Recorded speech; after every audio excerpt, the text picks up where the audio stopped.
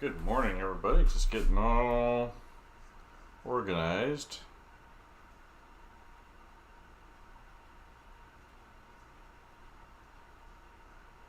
All right. My poor little dog. By the way, look at that little thing of morning sunshine coming in over there. Coming in from behind. Slicing through the plants behind me. Probably means it's going to be a good day, right? Hopefully.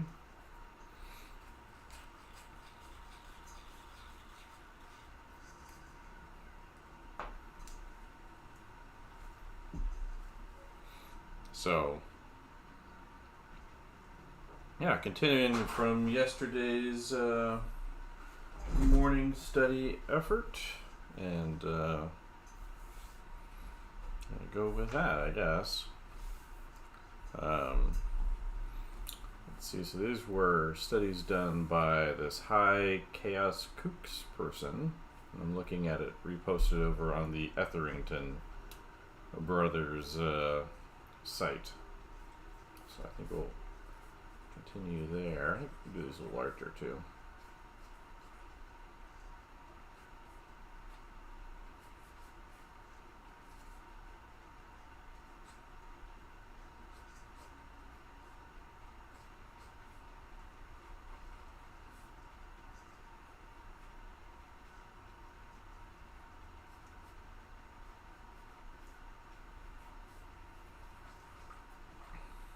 So that's what we got rolling out today.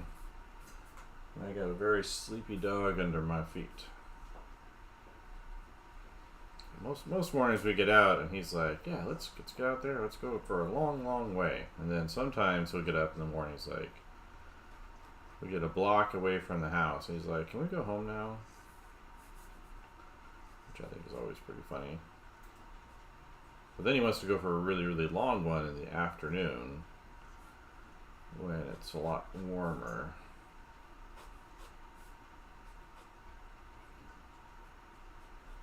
And I'm just like, can we do this in the morning when it's not hot? You know?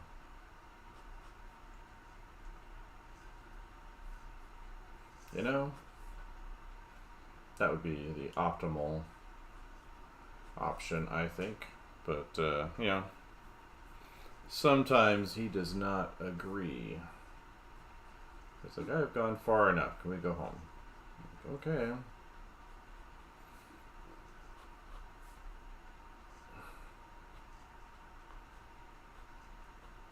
I mean, the ground was pretty wet out there, so I guess that could be a factor.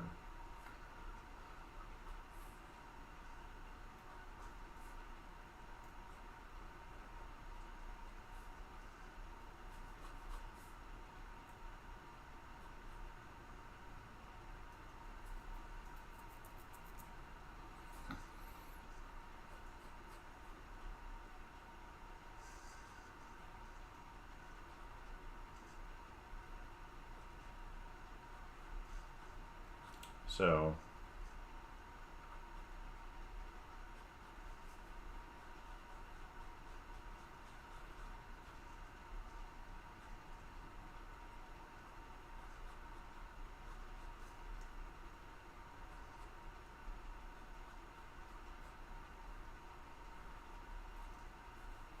let's see.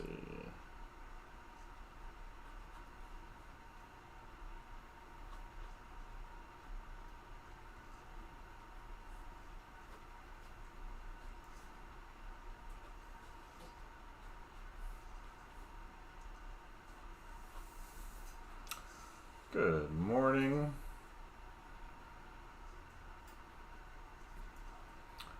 Anybody else got a lazy dog out there who doesn't want to go more than a block in the morning sometimes? Wants to go all over the place in the hot afternoon. I don't get it, but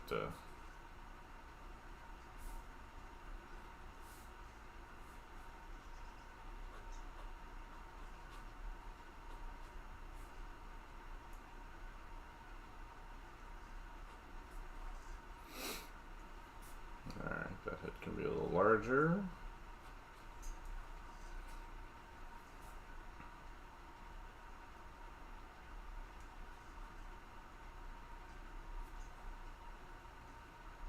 Alright. Guess I should zoom in on these since I know we're kind of running work, right?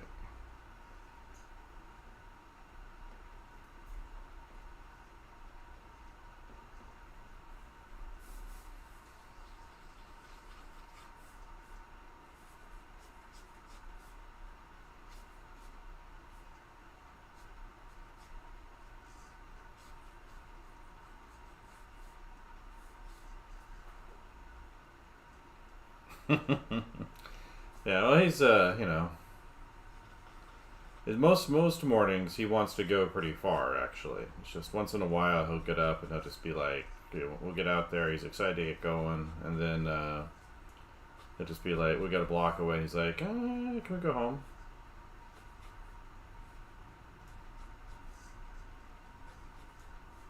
It's just funny because his whole like attitude will change. I'll go from being like, going to never mind. Let's let's go see what's in my food bowl, and we'll do that.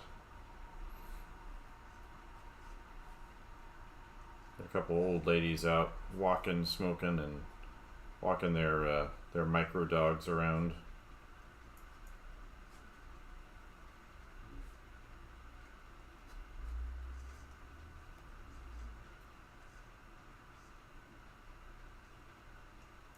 Yeah, maybe you could go to the pound and just like steal some cats. This would be like a plot of a comic book or something, right? Steal some cats, release them into your neighborhood, and then there'll be too many cats. And then you gotta go steal some dogs, and then too many dogs. So maybe you gotta get some bears, and what's that fairy tale where they basically had to send all these things into a goat to go after or something or other. We do it in a neighborhood like that.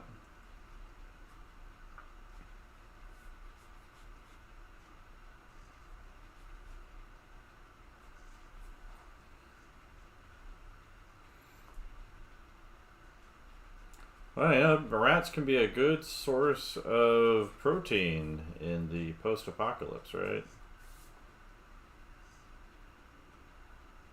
Yeah, well, rats are smart, right? They're not. They're no dummies. They're very social.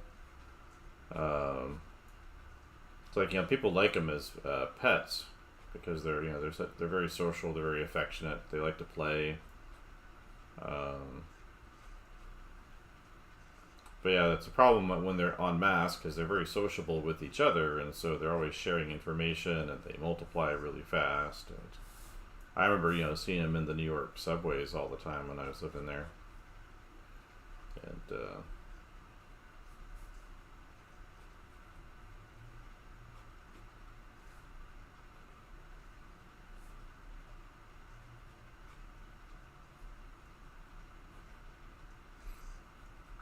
they were pretty bold in New York, seeing them on the subway and that. Yeah.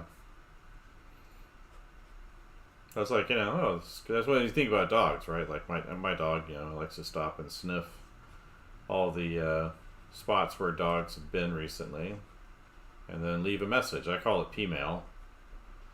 I figured that was a good name for it. He's got to go out and check the P-mail every day.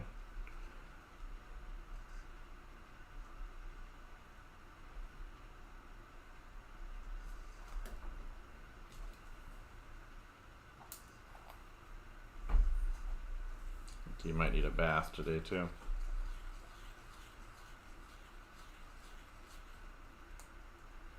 Ah, house hounds.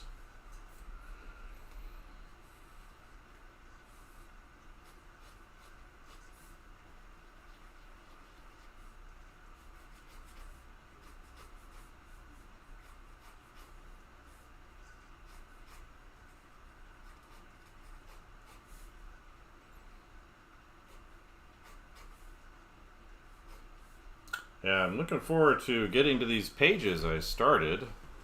I thought I'd do like a chapter at a time. So here's, those pages. I don't know if I've shown these before or not. Fur babies. Oh yeah, yeah. I hate it's like I like my dog, but he's not a baby or a human. He's a dog for sure. So I skipped a page there. We're out of order. There we go. Yeah, we're way out of order. There we go. There's page 1, page 2, 3, 4, and 5, and a double pager there.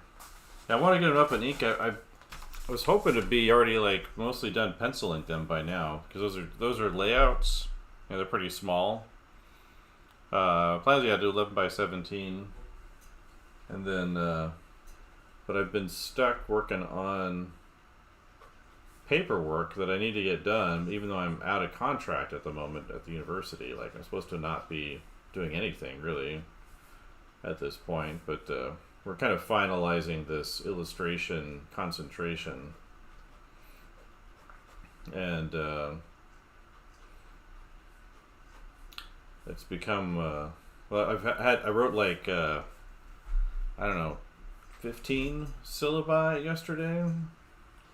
They're not 100% complete syllabi. They're just kind of like course goals, outcomes, the description, and then the department chair's like, I need some pictures in there, because he likes the pictures, right? To kind of explain what the class is about to people.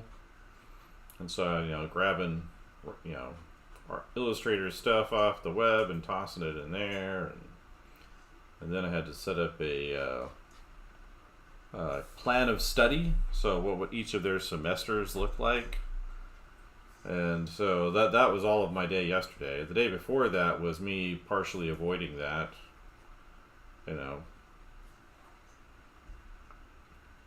Really, I have to keep my eye out for artist editions on eBay.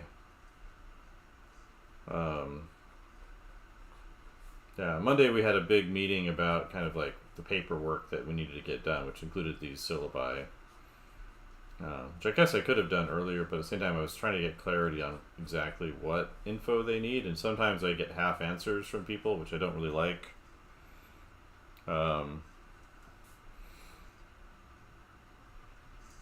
Well, the issues of working in universities is a lot of people are kind of a little passive, sometimes passive aggressive, but usually just like a bit passive about what they want. Like, they're afraid to like say, this is exactly what we want, when we want it, and how we want it.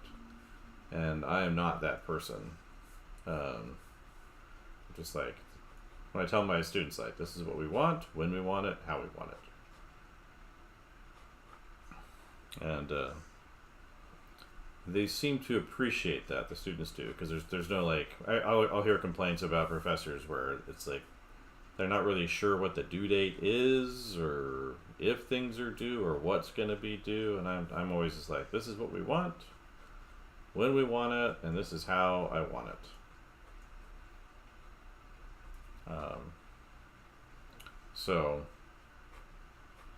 And that freaks people out in universities sometimes, because they're like, well, what if, they discover something creative? And I'm like, well, yeah, they might discover something creative, or they might just dilly-dally around and, feel confused about what they're supposed to do.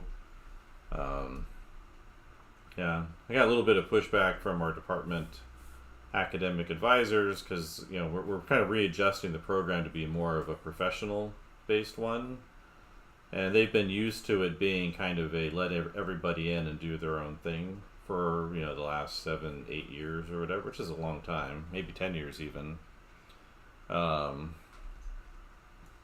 Yeah. But I even get pushback from, like, the department chair who's more online with what I want to do as well. Sometimes because, like, I'm like, well, let's be really specific about what we want, in the assignments, and across the different courses. It's like, well, what if someone wants to be really creative or something? Like, well, as long as, we know what their students are getting. But, I figure, one of the things I can do is if I just like push further out than I know than what they'll find acceptable, then I'll get some of that back, right? So if I'm trying to like universalize something or have something happen, if I like ask for more than what I actually really, really, really want, then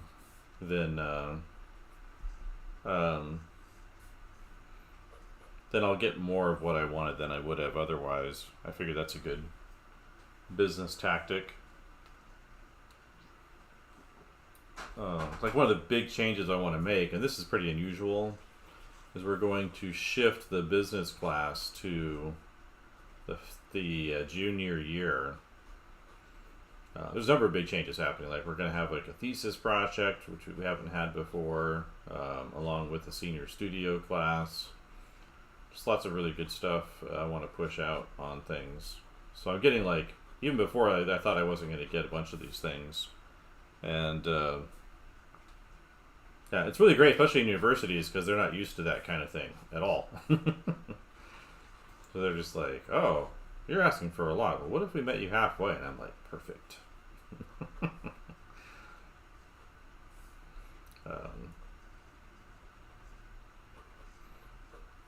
Well, I think it'll make for a much more, exciting, kind of aspirational department, and we get like so these counselors. They've kind of felt like that anyone should be able to come in and do the major and get out and do whatever. And I'm like, well, that's fine, except that we don't have enough faculty, and we have too many students that want to be in this major, and so like our full-time faculty to student ratio is really, really bad, because we can't stop people from coming in the major, and therefore let's see, check something over there. Nobody, okay. But and so we need some kind of limiting factor. My thought is let's make it harder. And it's like, the engineering department, they're not lowering the standards to let more students into their program, right? You get some bad engineers and suddenly you get, what is that big tunnel that Boston was building forever and ever, right?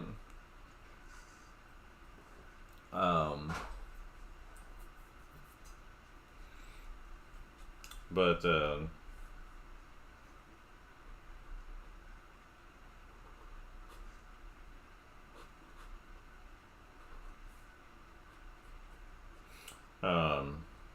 so why not be that kind of professional major? We'll send students out ready to hit the road, and like we have this really incredible illustrator who works for the department, who's someone I've been aware of for a long time. We have a lot of actually really great people that work in the department. Yeah, the Big Dig. Wasn't that like Kennedy's were funding that? Or got the funding for that or something like that, or were benefiting off of that? What was his face? Ted Kennedy, Mr. Chappaquiddick.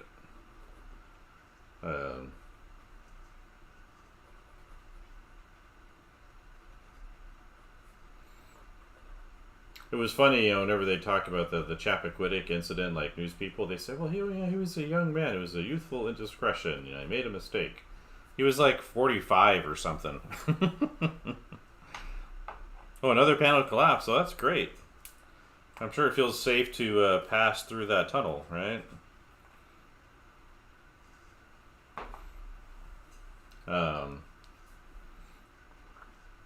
But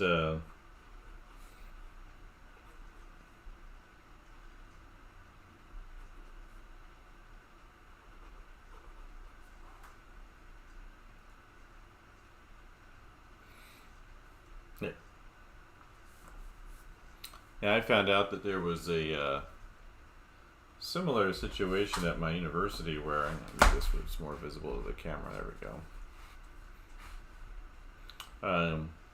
My department, I guess they hired some firm to remodel the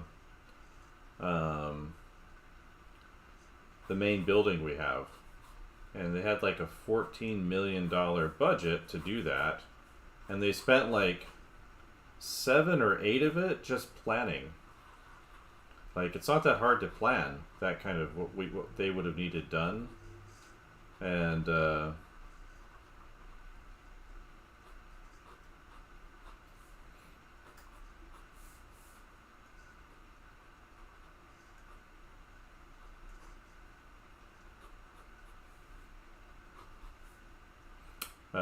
and so they just didn't have any money to finish it. They got like a little change in the front of the building, and that was all that they did. And I'm like, shouldn't that be a lawsuit? And they're like, well, they got all the approvals to do, all the things they were doing. And I'm like, oh, who was in charge of this thing? Yeah, it was just insane. And then like, they're trying to install like a water fountain in the building, and there's all this stuff that's like, getting in the way of it. It's like the cost keeps going up for it, just to get like one of those bottle filling water fountains in the hall. All I have to do is like, pop it. I told the department chair should just do is just come in one day, buy one, just install it, and just act like it's always been there. Well, this is local state. Like, this is not federal. It's it's a state school. But it was like, but who's managing this project? Like who is keeping charge of it? Who is keeping track? Like, so that just smells like rank corruption. To because they're always complaining about the space, and I find this out, and I'm just like, well, who's the moron in charge of that? Yeah, sometimes you need your what is his face, Sulla, the Roman consul, kind of ruled with an iron fist, and it was before Caesar. It's an earlier guy. He dealt with money problems by dealing with what's called the Sullan proscriptions, and basically he would go through and he would just he put out these announcements in Rome on like these lists outside that this family was no longer considered royal, and they were going to take all their stuff and kill everybody in the family. And it was called the Sullan proscription. So people would go out in the morning and find their names on the list, and then they were dead, soon after. And the Roman Empire would just, the Roman Republic would just take their stuff.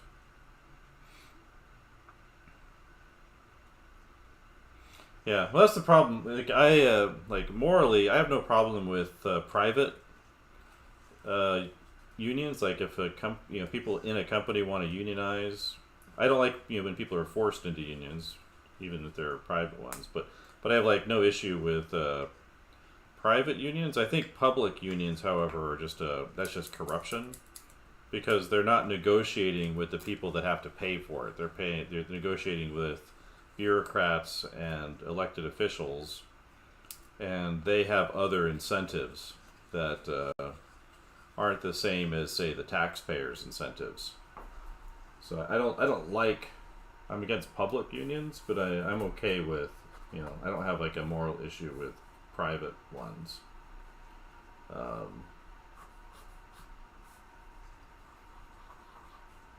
We're not required to be. We don't have a union here for the state school system. They did have one in Pennsylvania when I was there. They kind of presented to us during orientation, and it felt like I was talking to like some kind of weird church. Like, these people sound like they're in a cult. Like, they have like church meetings and moving people in, and they're doing all these things, and I'm just like, this sounds like a church.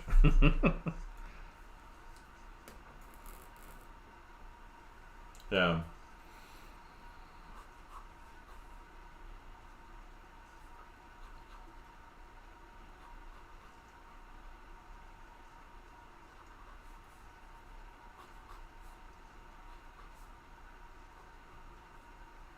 But yeah, so yeah, it's weird. I didn't. It was like, and I think I was never part of like their full time system, because I was there well, it's temporary full time, so I wasn't eligible for things like that. But I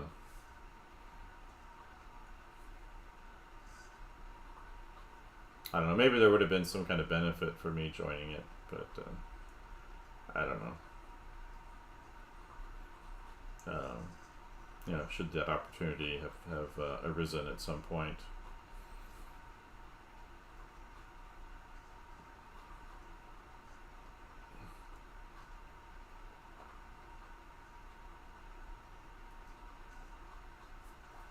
I guess I'm off screen, huh? There we go. Way over there.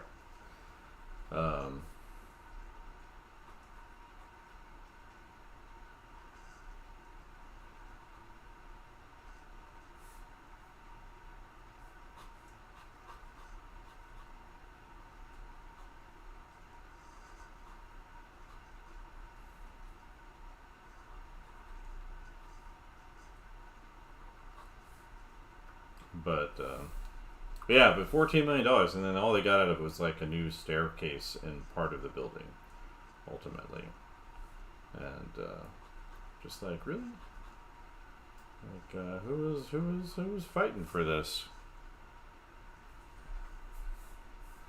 And this installation of like a water fountain has gone up to like I think like $3,000 or something like that, which is ridiculous. It's something probably takes an afternoon to pop in. But I was telling the department chair, you should just buy it, and then come in and figure it out, do it ourselves, and then see if anybody says anything. See if they notice, if they care. Plumb it into the potable water system, and then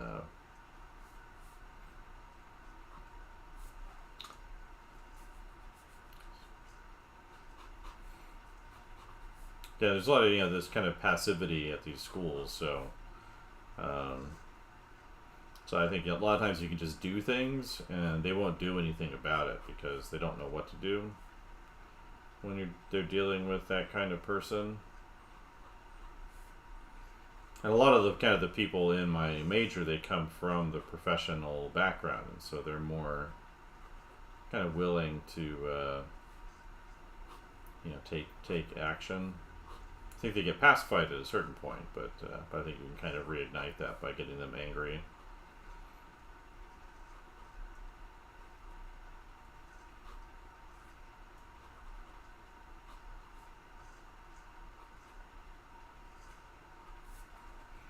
So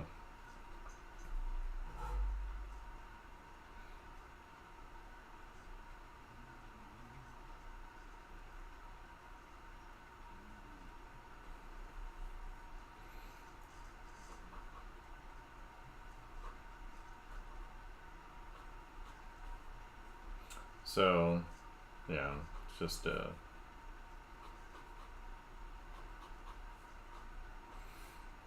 any word on how this new Mission Impossible movie is going to be?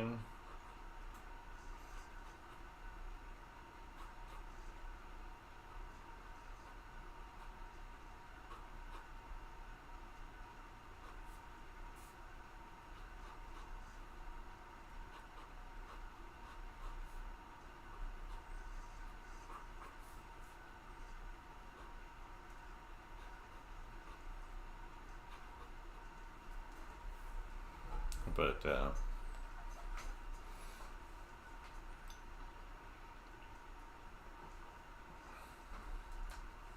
guess I could scoot this over for the overhead camera and then shift this over a little bit. There we go.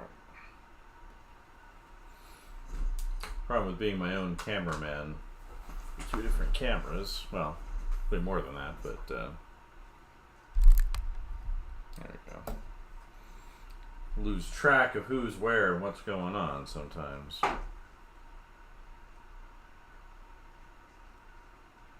Yeah, well, I knew it was coming because the last one was supposed to be a two-parter, so it's supposed to be like Dead Reckoning 1, Dead Reckoning 2, and but then they've changed it to be the Final Reckoning. Supposedly it's the last one Cruise is going to do. But I think you're going to see, they'll continue the series just with other actors, I think.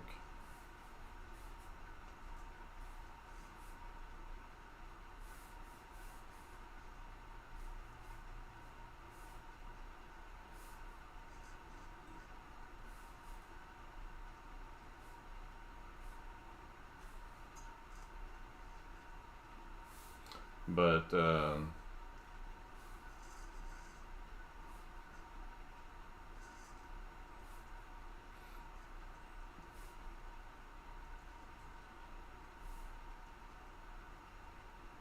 it's also been a pretty good series, One thing I didn't like about the first one is that they made the bad guy, and it was like he's the original character from the original TV show, and I felt like that was kind of something else. They could have done something else with that. It didn't have to be like that character. I've never seen any of the Final Destination movies.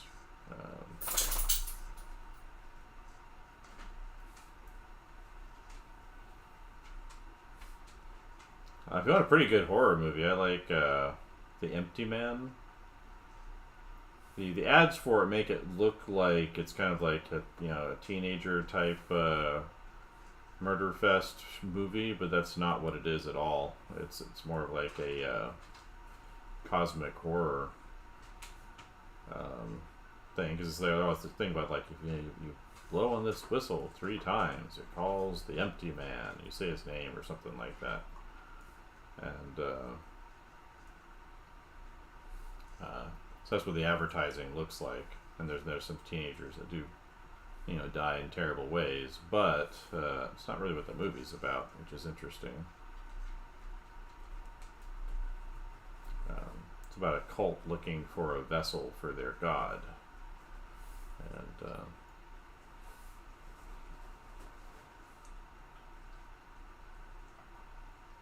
so it's almost like 3 movies in one, because the first one is like these young people hiking out in the Himalayas, and they encounter this terrible monster out there, and then the second part again is these teenagers who die,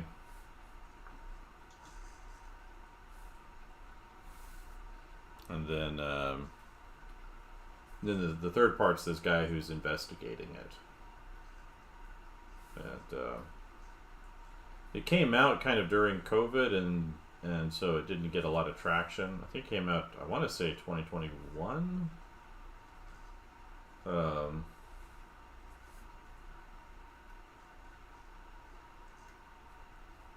But it's always a recommend for me. I just feel bad at it kind of got the thing it ran, problems it ran into. I think I saw it recommended on like Red Letter Media or something like that. So that's when I looked it up.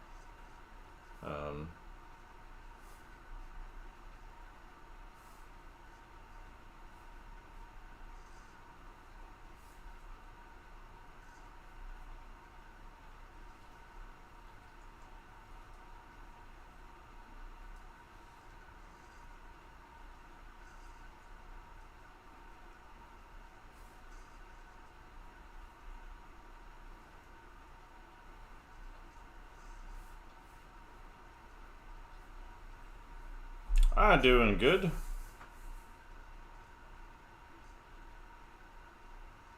Oh yeah, yeah. I definitely recommend that one. Yeah, the investigator, he kind of goes in through to investigate this cult, because he finds out that these kids that committed suicide, and some of them were murdered, but some of them committed suicide, were all some of them were murdered, but they were all, there's kind of this attachment to this cult.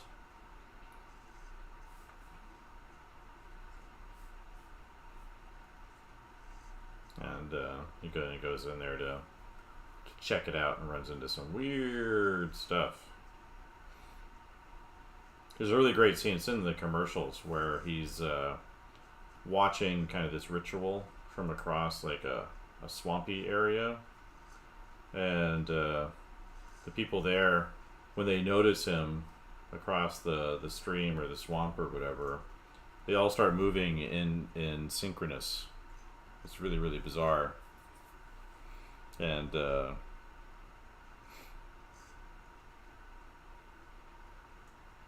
yeah, I remember they made that. I remember it kind of not looking like a bloodshot thing. You know, like they made it more realistic or something, I think.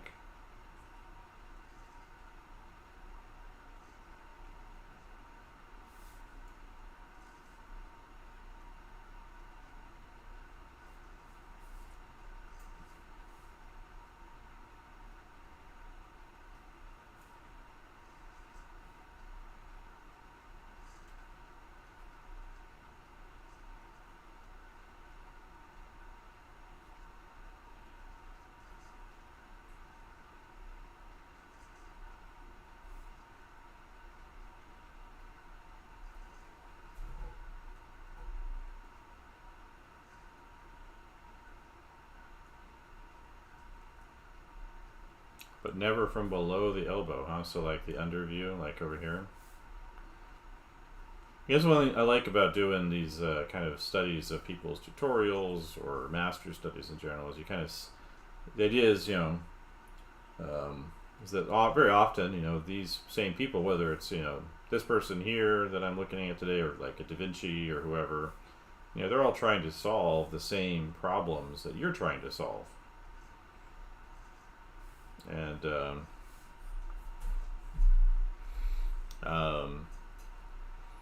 and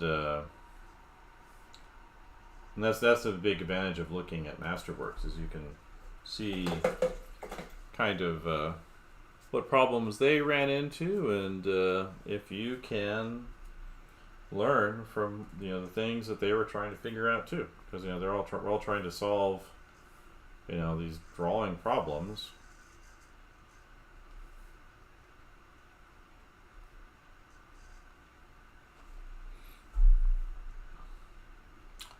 Good morning.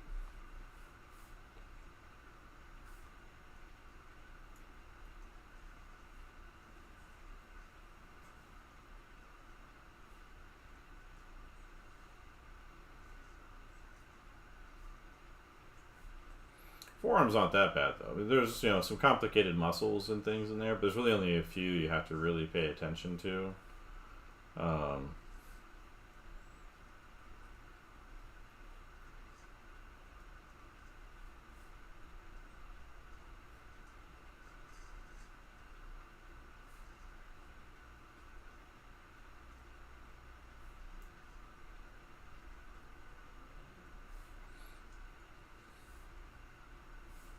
But yeah,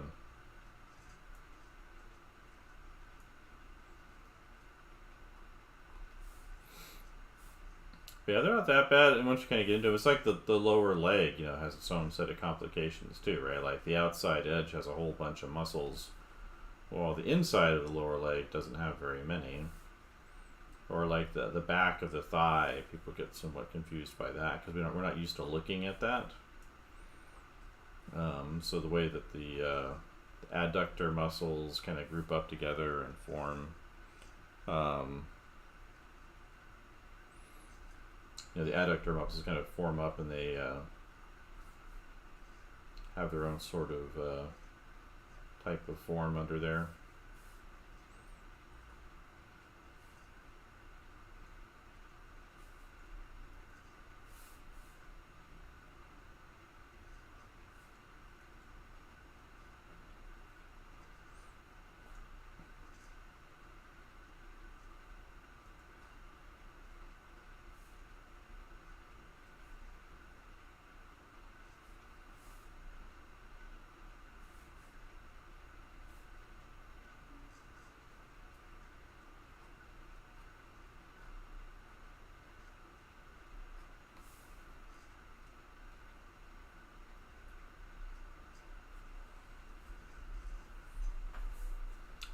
It can be. Depends on how fat they are, right? So if they're like middle fat, then yeah, like me, That's a little harder. If like they're crazy, like obese, then actually that can be easier, just because it's a lot of round, balloony shapes. Either way, whenever the structure is more clear, um, it makes more sense. Especially if you study anatomy, though, like like the muscles, like we're doing right here. Then then drawing fit people is going to be a lot easier.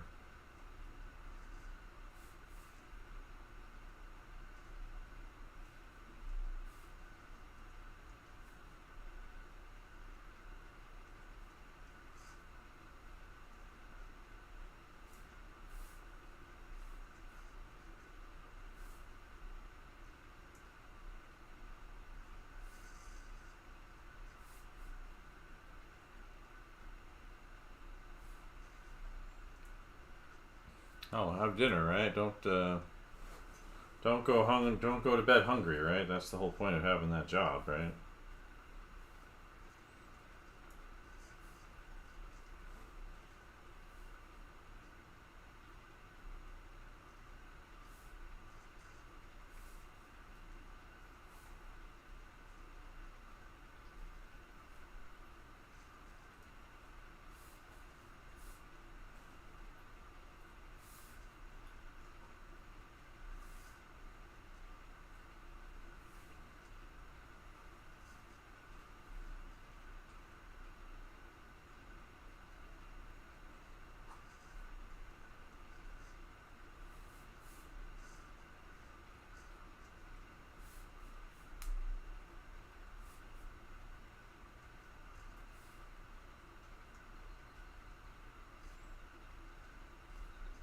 But just trying to think, there was something else just came out. It's coming out this summer that I was interested. Oh yeah, the curious about this Predator movie. I have mixed feelings about how they've got this kind of weak-looking Predator in it, but I don't know. Maybe it'll be good. I think it's the same director that did that Prey movie, which I was surprised how good it was. It was. I'm not saying it's like the perfect movie, but it was a lot better than I was expecting from a straight to streaming.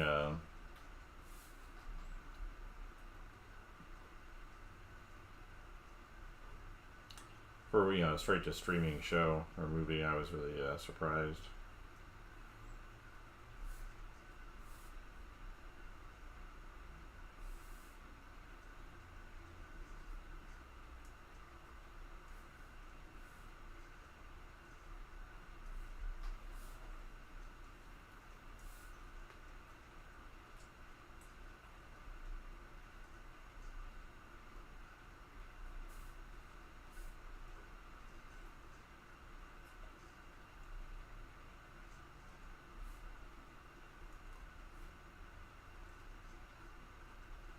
But trying to think what else is coming out this summer. Is there any this is the new Jurassic Park. I saw the ad for that. I don't know.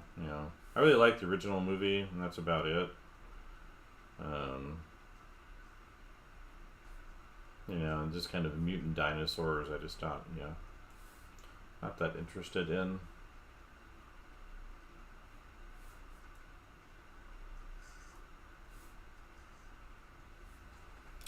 I think what else is coming out. I didn't see, I think, the last 2 or 3 of these Jurassic World movies. I think the last one had something with like grasshoppers or locusts or something like that.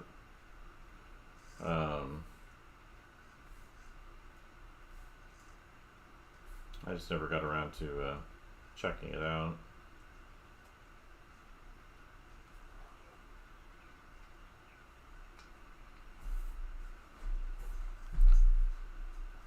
But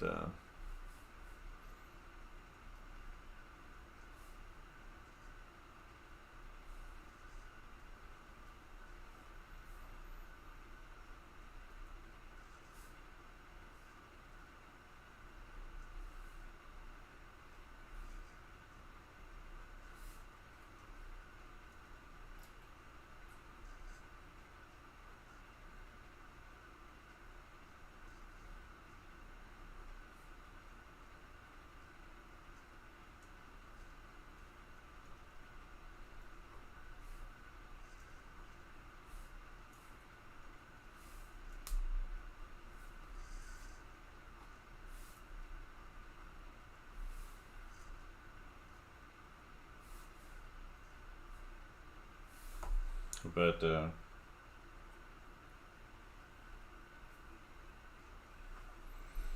I'm trying to think what else is doing this summer.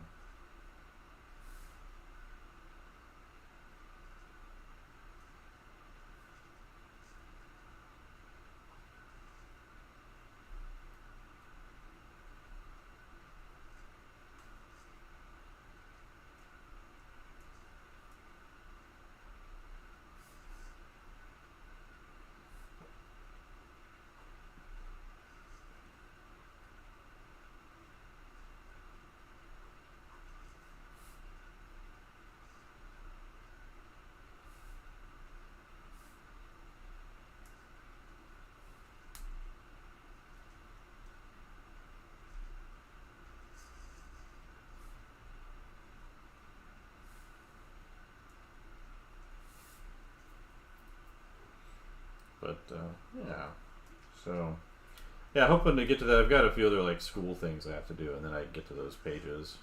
I thought I would start, so I'm, still kind of finalizing that main story that I've written up for the Bramble thing. I need to sit down and kind of finish writing it up. But I thought what I would do is kind of take a little simpler approach and have it like set in a different time period, maybe a lot sooner or closer to when they arrive on the planet. And this guy's going to go out and they're kind of looking up. They've been there for like say like 80 years or something like that. So this guy's grown up on the planet, but he knows people who were in the original kind of landing on the planet. Anyway, they're still finding kind of old wrecks from the original arrival, and so he's out there investigating one of those sites and seeing if there's anything useful they can bring back to the colony. So I thought that'd be kind of a good way of just do like a sequence of like 5 or 6 page scenes at a time. So I think the average scene in like a comic is 6 pages, 5 to 6 pages, and I figured that'd be a good way to kind of practice while I'm working on that other story. Is just kind of have it follow, not really make too many hard decisions about the story, just kind of have him, arriving and exploring this wreck, and maybe there's something terrifying inside or something, So there's a little less kind of investment in it.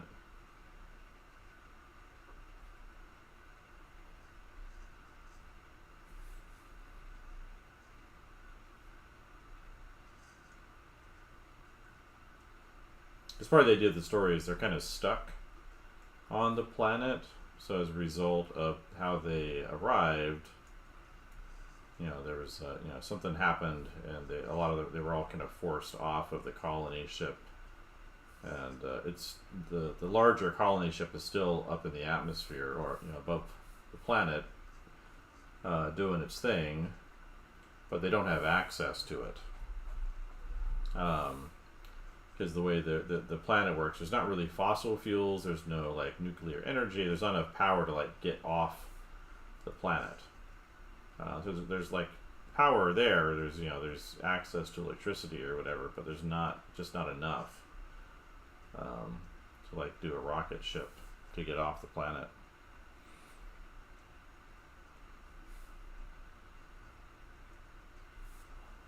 Or maybe for some reason they've lost the ability to contact the colony ship, but basically everybody's forced to live on this planet. They can't get up there. They can't send a long-term message out to Earth to let them know what's going on or find out how things are on Earth. They're just kind of stuck.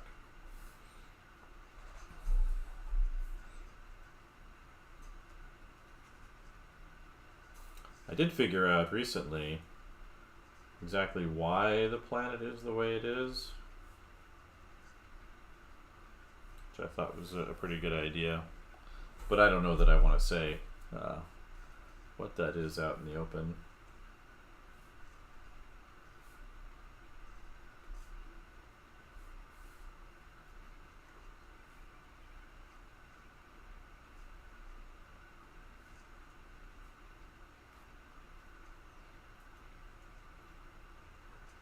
So, but yeah, I thought it'd be a good idea to just like do some of these shorter ones where it's just like, just practicing doing shots and making sure things read really clearly and kind of see how it all kind of moves together.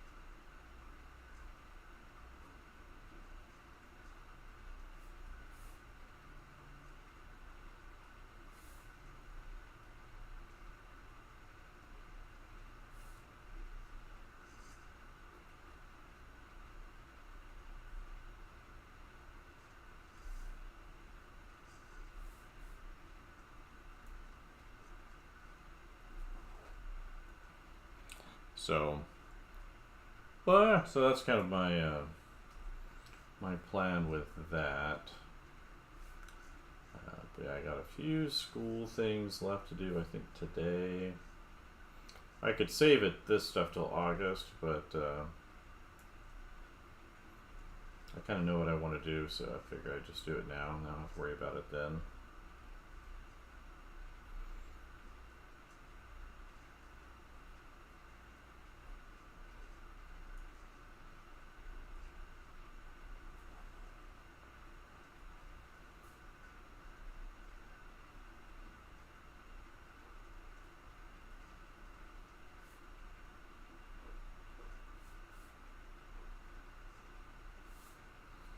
Alright, so let's get this signed and we'll get the highlights on there, and I think that'll be just about an hour. So we'll get the date on here rather. So this artist's name is High Chaos Kooks.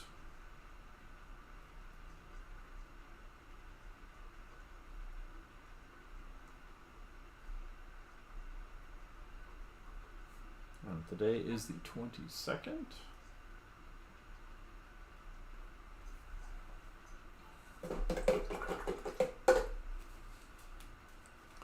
And put the black ink away.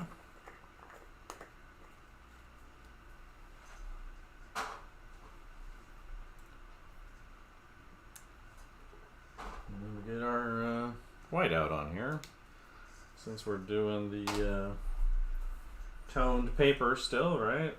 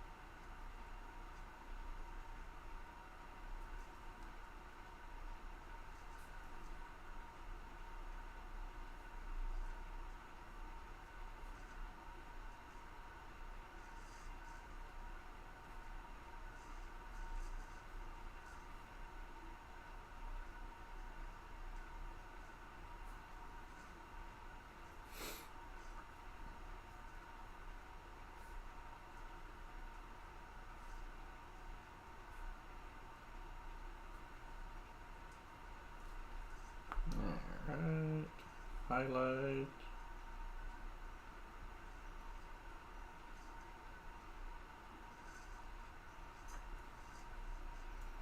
Good morning, people popping in.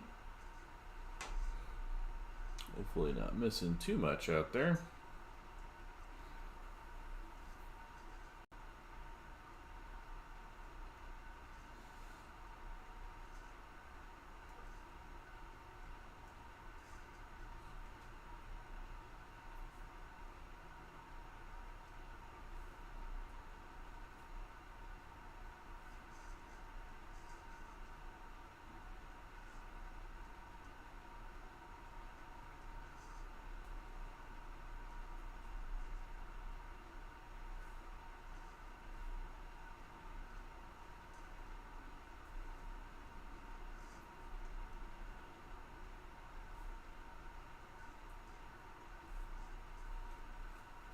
Oof, itch.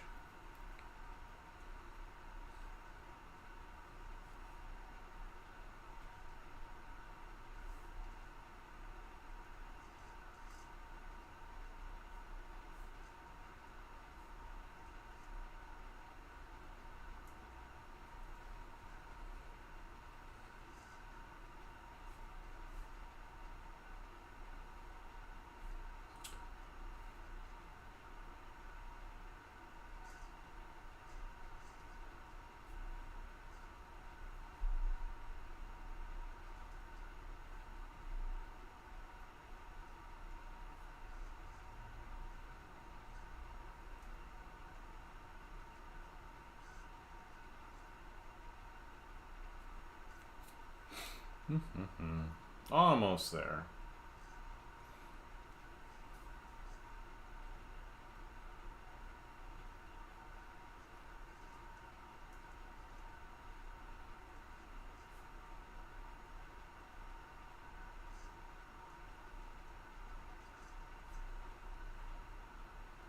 Good morning.